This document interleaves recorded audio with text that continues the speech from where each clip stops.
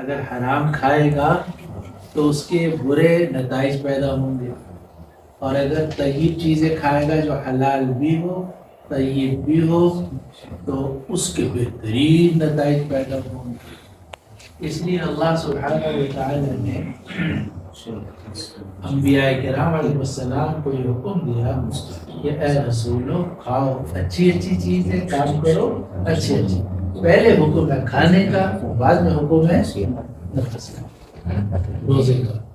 اور اسی لیے فقہاء نے فرمایا کہ اگر افطار کا وقت ہو گیا، آدمی نے روزہ رکھا ہوا ہے، بھوک بہت شدید لگی ہوئی ہے، تو عشاء بھی ہے عشاء بھی ہے، تو عشاء کو مقدم کیا جائے گا اور عشاء کو مؤخر کر دیا جائے گا۔